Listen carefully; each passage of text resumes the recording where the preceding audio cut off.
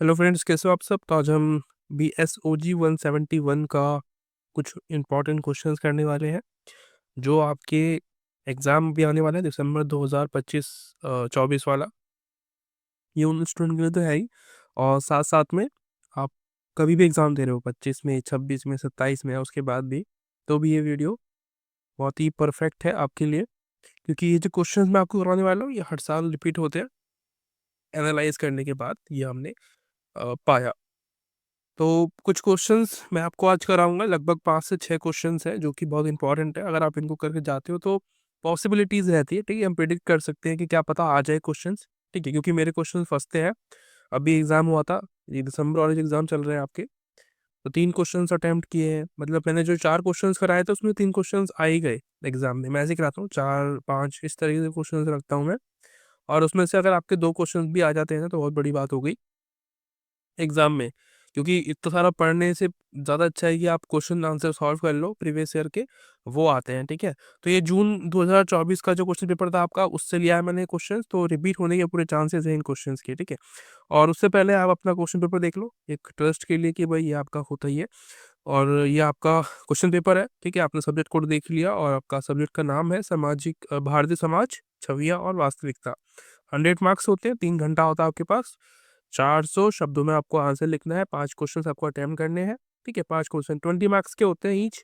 और 400 मतलब आपको इस, यानी कि एक क्वेश्चन के लिए 4 से 5 पेजेस आपको भरने हैं, ठीक है, फिल करने हैं। देखो कुछ बच्चे कह रहे थे कि सर पूरा भरना होता है, लोग कहते हैं कि पूरा ही भरो, एक भी की पेज मत छोड़ो। तो वो आप पे डिपेंड करता है, आपके पास अगर टाइम है तो आप पूरा पेपर भर दो, जितना बोला गया है उससे ज़्यादा कर दो, आपकी मर्जी है। बाकी मेरा सजेशन तो ये रहता है कि 4 से 5 पेज मैक्सिमम बहुत ज़्यादा हो जाते हैं, 5 पेज भी बहुत ज़्यादा हो जाते हैं। 4.5 पेज भी आप कर देते हो तो बहुत बड़ी बात है। हाँ, ये भी इंपॉर्टेंट है कि अगर आप जिस तरीके से लिखते हो, जो आपका तरीका है लिखने का कि भाई आप खुला खुला लिखते हो, तो उस टाइम में आप 5 पेज लिख सकते हो इजीली, ठीक है। लेकिन अगर आप बहुत ज़्यादा कम गैप में लिखते हो तो 4 पेज आपके लिए इनफ हो जाते हैं, ठीक है। बाकी आपकी मर्जी है, आप जिस हिसाब से आप करना चाहते हो तो आप कर लेना। और क्वेश्चंस मैं आपको पढ़ा दूंगा अभी, ये एक पहला क्वेश्चन है, ठीक है। बाकी ये दूसरा है, तीसरा है, इनको आप पॉज कर करके एक बार पढ़ लेना, फिर हम आगे चलते हैं अपने आंसर्स पे। सबसे पहला जो क्वेश्चन आपको दिखाया मैंने अभी, पहला जो सबसे पहला था, वो है भारत एक सम्मिश्रित संस्कृति का देश है और अनेकता में एकता का प्रतीक है, ठीक है। ये आपने हजारों बार सुना है, हम बचपन से पढ़ते हुए आ रहे हैं सब चीजें कि भाई विविधता वाला देश है भारत, अनेकता में एकता, इसका मतलब हमें पता है। तो ये तो बहुत आसान हो गया पहले क्वेश्चन। तो इस क्वेश्चन को आप जो है समझो पहले, और उसके बाद हम इसके आंसर पे आते हैं, ठीक है। आंसर क्या है, मैंने यहाँ से शुरू किया है कि भाई हाँ, हमारा देश है तो विकसित वाला, उसमें दुनिया भर की संस्कृति के लोग एक साथ रहते, निवास करते हैं, और हम एक दूसरे के साथ जो संस्कृति है, रीति रिवाज है, भाषा है, पहनावा है, खान पान है, वो शेयर करते हैं डेफिनेटली, ठीक है। अगर आपके आसपास में कोई पड़ोसी है, वो आपसे आपकी मतलब किसी और धर्म का है, किसी और संस्कृति का है, उसकी भाषा कुछ और है, शायद उसका पहनावा, उसका खान पान अलग हो आपसे, तो आपस में हम शेयर करते हैं, ठीक है। क्या पता हम लोग तो दिवाली मनाते हैं, क्या दूसरा जो बंदा है हमारे आसपास में रहता है वो ईद मनाता हो, ठीक है, तो क्या पता वो हमसे ईदी जो होती है वो हमसे बांट के खाता हो, शेयर करता हो, जो भी वो बनाते हैं, सेवैयाँ बनाना, ठीक है। तो ये जो है हमारा सांस्कृतिक अनेकता में एकता वाला सिस्टम, यहाँ पे आपको बहुत ही इजीली पता होता है नॉर्मली। उसके बाद मैंने क्या बनाया है, कुछ पॉइंट्स बनाए हैं और ये आपको याद रखने हैं, ठीक है। इन्हीं पे ही आपको पूरा आंसर लिखना है। इनको मैंने बताया ना, 4 से 5 पेज आपको एक क्वेश्चन के लिए भरने होते हैं, तो एक क्वेश्चन के लिए जितना मैंने आपको बताया ना, इतना आप अगर करते हो, इनको अगर आप याद रखते हो, इनको आप एक्सप्लेन करते हो एग्जाम में, तो कोई दिक्कत नहीं आएगी आपको, बल्कि ज़्यादा ही हो जाएगा, कम नहीं पड़ेगा। सबसे पहले विविधता, विविध धर्म और दर्शन। तो इंडिया में आपको पता है हिंदू, मुस्लिम, बुद्ध, जैन, सिख, ठीक है, और बहुत सारे धर्म, इसके अलावा भी और धर्म है, आपको पता ही है, ठीक है। सभी साथ में मिलके जो है हम लोग रहते हैं, सभी की रीति रिवाज, संस्कृति, हमारी जो प्रथाएं हैं, वो सब अलग अलग है ना, हमारी हमारी भाषाओं में भी बदलाव देखने को मिलता है। इन सबको आपको लिखना है, ठीक है। हिंदू धर्म के बारे में, मुस्लिम के बारे में, बौद्ध, जैन, सिख, ईसाई, ठीक है, क्रिश्चियन, सबके बारे में। बारी बारी से तो उतना ही लिख देना, इतना काफी होगा। ये जो इतना अगर आप लिख दोगे तो आपका लगभग एक पेज भर जाएगा, मैं बता रहा हूँ आपको, इतना मतलब लिखने पे ही, ठीक है। आप विभिन्नता बताता हूँ धर्म के अंदर, वो एक चीज़ हो गई, पहला पॉइंट। दूसरा पॉइंट सांस्कृतिक विविधता, यानी कि हमारी जो संस्कृति है वो भी अलग-अलग है, हमारे त्योहार अलग होते हैं, है ना? हमारे त्योहार, हमारी कला, संगीत डिफरेंस होता है। आप गुजराती म्यूज़िक सुनोगे तो आपको अलग लगेगा। आप जो मराठी म्यूज़िक है या जो साउथ में जो म्यूज़िक बजता है उसका आपको अलग फ़ील आएगा, ठीक है? भोजन अलग है, हमारा पहनावा अलग है, तो ये सब डिफरेंट है हमारे अंदर, ठीक है? खाना-पीना हमारा अलग है कि भाई राजस्थानी जो होता है या जो पता नहीं गुजराती या राजस्थानी होता है, ढोकला वगैरह जो बनाते हैं, उनका खाना अलग है। दिल्ली में आओगे आप, दिल्ली का एक अलग कल्चर है, ठीक है? एक अलग संस्कृति है, दिल्ली में आप छोले-भटूरे अलग स्पेशल अलग चीज़ें से खाओगे। बहुत ज़्यादा मिर्च वाला खाना खाना पसंद करते हैं दिल्ली में लोग, तो उस हिसाब से आपका जो है एक टेस्ट बदल जाता है चीज़ों में, ठीक है? ये भी है और अनेकता में एकता की अगर हम बात करें तो ये समझाना बहुत ज़रूरी है आपको कि भई इसका मतलब होता है साझा मूल्य, हमारे जो हम रहते हैं हमारा बेशक हमारा धर्म अलग है, संस्कृति, भाषा, लेकिन हम रहते एक देश में हैं, ठीक है? तो यहाँ पे हमारा जो एक देश प्रेम पैदा होता है, एक राष्ट्रवाद की भावना हमारे अंदर आनी चाहिए। राष्ट्र पहचान है हमारी, देश हमारा भारत और सा लोकतांत्रिक ढाँचा हमारा आपको मिलता है। ऐतिहासिक प्रभाव बहुत ज़्यादा है, हमें पता है हमारा जो इतिहास है वो सबका सेम ही है, ठीक है? इंडिया में जितने भी लोग रहते हैं, हम सबका जो हिस्ट्री है वो सभी सेम होती है, जिसमें कि आप हमारी जो सभ्यताएँ हैं, जो प्राचीन सभ्यताएँ हैं, उनसे हमने कुछ सीखा है, ठीक है? जैसे कि सिंधु घाटी की सभ्यता है, मोहनजोदाड़ो, अलग-अलग और विदेशी प्रभाव है हमारे ऊपर, यानी कि ब्रिटिश और ये सब पे एक जैसा ही होता है। अनेकता में एकता जो है उसका मतलब भी यही है ना? हमारे जो साझे एक तरीके से एक्सपीरियंस है ना, वो सबके एक जैसे ही है। ब्रिटिशर्स आए, हम पे शोषण किया, हमारा हमारे जो नेचुरल रिसोर्सेज़ थे उनका इस्तेमाल किया अपने फ़ायदे के लिए, तो जो शोषण हुआ वो सभी का हुआ लगभग, है ना? तो हमारा जो इतिहास है वो सबका लगभग सेम ही है। वैसे ही भाषा में हम अलग-अलग हैं, हमारी जो लैंग्वेज है वो सबकी अलग-अलग है, ठीक है?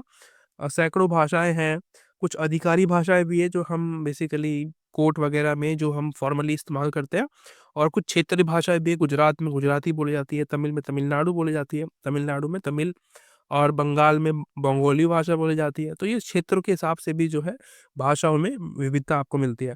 और एक लास्ट में छोटा-सा निष्कर्ष आपको देना होता है, ठीक है? जितना भी आपको सही लगता है, 4-5 लाइन का आप इज़िली निष्कर्ष लिख सकते हो, ठीक है? जितना अगर नीचे गैप बचता है तो वो उस पे डिपेंड करता है आपको कितना लिखना पड़ेगा वहाँ पे, ठीक है? बाकी आप ये फॉर्मेट याद रखना हमेशा, ये इम्पोर्टेंट है, ठीक है? फॉर्मेट मैंने आपको बताया एक तरीके से, ये बॉडी होती है, जैसे कि बीच की ये बॉडी होती है, उसके बाद फिर इंट्रोडक्शन और आपका जो कंक्लूजन है वो लास्ट में आता है, ठीक है? इसमें भी सेम वैसा ही है, दूसरा क्वेश्चन जो पूछ रहा है आपसे क्या है कि भारतीय समाज पर उपनिवेशवाद के प्रभाव की चर्चा कीजिए। तो ये भी ईज़ी है, हमने ये बहुत बार पढ़ा हुआ है कि भाई 200 वर्ष तक हम पे राज किया और काफ़ी सारी जो हमारी रीति-रिवाज़ थे, हमारे कल्चर्स थे, उनको बदल के रख दिया, ठीक है? तो ये प्रभाव आपको बताना है कि कौन-कौन से प्रभाव थे। सबसे पहले आर्थिक प्रभाव की बात करते हैं क्योंकि हम जब भी बात करते हैं तो हम बात बोलते हैं कि अंग्रेज़ों ने हमारा शोषण किया, हमारी संस्कृति, हमारी जो एक तरीके से कृषि थी, ठीक है? जो मूल हमारा जो उत्पाद था जिससे कि हम पैसे कमाया करते थे, वो नष्ट कर दिया, ठीक है? तो कृषि शुरू करते हैं, आर्थिक प्रभाव में कृषि को नष्ट किया, उद्योग लगाए अपने, अपने फ़ायदे के लिए।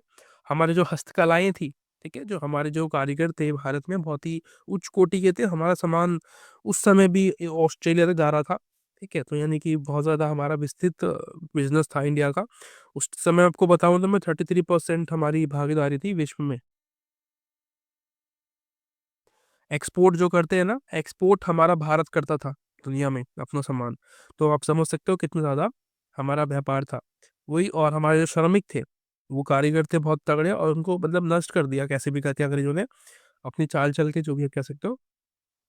उसके बाद सामाजिक प्रभाव की बात करें तो जाति व्यवस्था को मजबूत कर दिया अंग्रेज़ों ने, ठीक है? और शिक्षा में जब अंग्रेजी लैंग्वेज का इस्तेमाल करना और धार्मिक भावना को नष्ट करना, हमारी जो एक-दूसरे के प्रति जो भावनाएँ थी ना, धर्म को लेके, कोई बात नहीं मुस्लिम है लेकिन हमारा भाई है, सिख है हमारा भाई है।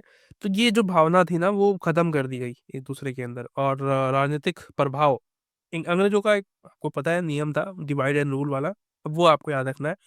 और राजनीतिक प्रभाव जो थे, हमारे अंदर अंग्रेज़ों ने एक राष्ट्रीय भावना पैदा की, एक-दूसरे के प्रति सम्मान, एक-दूसरे के प्रति यानी कि भारत के लोगों के प्रति, भारत के जैसे कि मैं हूँ, और आप भारत के वासी हो, तो हमारे प्रति, एक दूसरे के प्रति हमारा जो है सम्मान होना चाहिए। तो उससे क्या होता है कि राष्ट्रवाद की भावना पैदा होती है कि भाई हमारे देश में हम रहते हैं, हम यहाँ के मूल निवासी, लेकिन ये अंग्रेज आके हम पे राज कर रहे हैं, क्यों?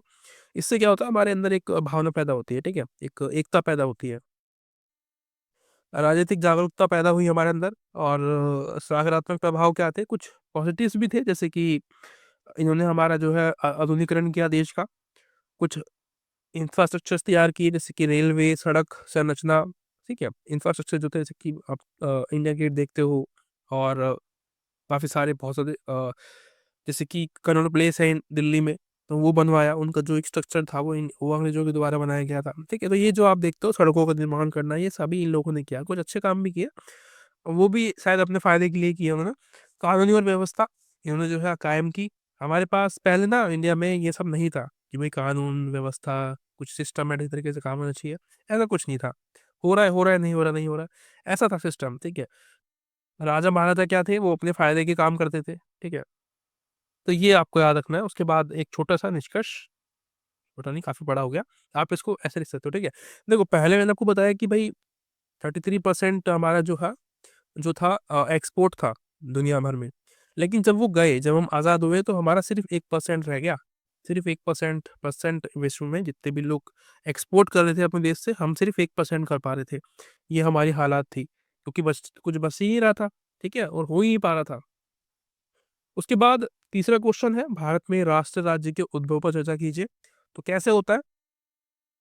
अब राष्ट्र राज्य का मतलब समझो पहले। राष्ट्र राज्य का मतलब होता है, जब हम बोलते हैं ना देश, देश का मतलब क्या होता है कि वो जो देश है वो एक, उसके पास एक अथॉरिटी है, ठीक है, कि भाई हम देश है, हम राष्ट्र है। अब भारत, आप कैसे कह सकते हो कि भारत एक देश है? भारत एक राष्ट्र है, राज्य है। राष्ट्र राज्य कब कहते हैं किसी भी देश को? जब वो स्वतंत्र होता है, कोई भी किसी भी प्रकार का किसी और का उस पर अधिकार ना हो। पहले हम राष्ट्र राज्य नहीं थे, ठीक है, अंग्रेजों के शासन जब था, उस समय हम राष्ट्र राज्य नहीं थे, हम अंग्रेजों के अधीन थे। हम कभी भी उस समय अपना एक अलग देश नहीं बना पा रहे थे, ठीक है, कि हम स्वतंत्र होने के बाद भी वो काम कर सकते थे, ठीक है। तो हम स्वतंत्र हुए, उसके बाद जाके हमने काफी टाइम बाद जो है लोगों ने ये माना कि हम लोग जो है स्वतंत्र हैं, ठीक है। तो ये आपको पता होना चाहिए कि राष्ट्र राज्य का मतलब क्या होता है। अब कोई भी कंट्री, देखो जैसे कि चाइना है, तो वो बहुत बड़ी कंट्री है, बहुत पावरफुल है, और वो किसी कंट्री को अगर अपने में मिला ले, तो वो कंट्री जो है ना, उसका अस्तित्व खत्म हो जाएगा, वो चाइना बन जाएगी वो कंट्री, दूसरी कंट्री जो होगी। एग्जाम्पल के लिए कोई भी कंट्री मान लो आप, उसके आसपास में जो भी है, म्यांमार मान लो, म्यांमार अगर उसमें शामिल हो जाए, तो वो उसकी एक तरह के चाइना बन जाएगा, वो कंट्री जो म्यांमार थी वो हम रहेगी ही नहीं, ठीक है। ये आपको मान के चलना है, ऐसा होता है। तो ये कैसे आए हमारे अंदर, ये जो भावना थी देश के प्रति, ये कैसे पैदा हुई? भाई बहुत सारे जो शोषण हुआ हम पे ब्रिटिशर्स के द्वारा, उसके द्वारा, ठीक है, हमारे अंदर एक भावना पैदा हुई, भाई मेरे देश में आके मेरे कोई लूट रहा है। और सामाजिक सुधार आंदोलन जो थे वो किए गए, बहुत बड़े जो हमारे विद्वान जो लोग थे, ठीक है, ज्योतिबा फूले, सावित्रीबाई फूले, और दुनिया भर के लोग, ठीक है, गांधी जी और दुनिया भर के लोग जो थे इसमें शामिल थे। पश्चिमी शिक्षा ये आपको मिलती है, इसकी वजह से भी हमारे जागरूकता पैदा हुई। संचार माध्यम शुरू हुए, जिससे कि जो कम्युनिकेशन स्किल्स थी, जो कम्युनिकेशन था, वो बढ़ा लोगों के बीच में, कि भाई ऐसा हो रहा है, वहाँ पे वो हो रहा है, वहाँ पे हमारे साथ इस तरीके से अत्याचार हो रहा है। तो उसको देख के ना हमारे अंदर एक गुस्सा पैदा होता है कि भाई हमारे घर में आके मुझे ही मार रहा है, ठीक है। और आर्थिक शोषण जो है वो तो हमारा होता ही रहा है, कृषि के मामले में और अन्य किसी मामले में हस्तक्षेप जो थी हमारी खत्म कर दी गई। उसके बाद भारतीय कांग्रेस का गठन होना, ये भी एक बहुत बड़ी बात थी, ठीक है, 1885 में। और भारतीय कांग्रेस का गठन, उसके बाद विदेश स्वदेशी आंदोलन किया 1905 में, असहयोग आंदोलन 1920 में, और सविनय अवज्ञा आंदोलन 1930 में। तो ये आपको याद रखना है, इनके एग्जाम्पल्स हैं एक तरीके के, तो ये आपको एग्जाम के राइटिंग में यूज करने हैं, ठीक है। बाकी पॉइंट मैंने आपको ऊपर दे दिए हैं। भारत की आज़ादी का जो था, कह रहे हैं कि जो सेकेंड वर्ल्ड वॉर था जब वो हो रहा था ना, तो अंग्रेजों की ना बहुत ज्यादा दिक्कत पैदा हुई थी, क्योंकि ब्रिटिशर्स भी उसमें शामिल थे सेकेंड वर्ल्ड वॉर में। तो हमारे उनकी नींव कमजोर हो गई थी, इतना पैसा खर्च होता है ना वर्ल्ड, जब भी लड़ाइयाँ होती है ना बहुत पैसा खर्च होता है। तो वो पहले से ही कमजोर हो चुके थे, और हमारे जो स्वतंत्र सेनानी थे, इन लोगों ने आंदोलन कर करके इनको और कमजोर कर दिया भारत से, जिसकी वजह से हमें आज़ादी मिली। ठीक है, तो ये रिजल्ट जो था आज़ादी के रूप में था, जो कि आपको पता है, डेट वगैरह सब कुछ ये रहा। ठीक है, और हम आगे चलते हैं, और बाकी क्वेश्चन रह हो गया है आपका। फोर्थ क्वेश्चन है आपका, भारतीय ग्राम की चर्चा एक सामाजिक इकाई के रूप में कीजिए। कह रहे हैं कि जो भारतीय जो गांव है, भारत के जो गांवी शहर है, जो गांवी क्षेत्र है, उनकी एक इकाई के रूप में चर्चा कीजिए कि भाई वो एक सामाजिक इकाई है हमारे भारत। ठीक है, एक अलग वहाँ का सिस्टम है, एक अलग समाज है वो। कैसे कह सकते हैं कि भाई वो एक तो आत्मनिर्भर है क्या, इंडिपेंडेंट है भाई, वो कृषि करते हैं, कमाते हैं, अपना खाते हैं, अपना कमाते हैं, इस तरीके से।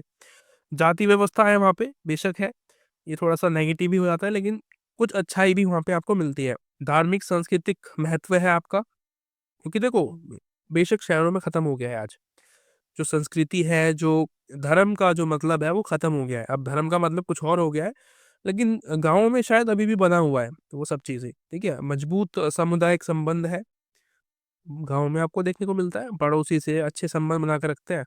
ठीक है, और संयुक्त परिवार वहाँ पे एकदम, सब लोग साथ में मिलके खाना खा रहे हैं, सब रह रहे हैं साथ में जा रहे हैं, शादी ब्याह साथ में कर रहे हैं, तो एक अलग प्रभाव वहाँ पे आपको देखने को मिलता है। उसके बाद पारंपरिक व्यवसाय, सबका एक अलग ही पुराना बिजनेस है, जो सभी करते हैं, पूरे परिवार के सदस्य उसी काम को कर रहे हैं। ठीक है, उसके बाद सेकंड जो है वो क्या है, भारतीय समाज में गांव की भूमिका क्या है कि भाई समाजीकरण आपको मिलता है। जो बच्चा है ना, उसका समाजीकरण होता है, उसको पता होता है कि भाई ये मेरे चाचा है, ये चाची है, ये मेरे दादा है, ये दादी है, ताऊ ताई, ठीक है, बुआ फूफा।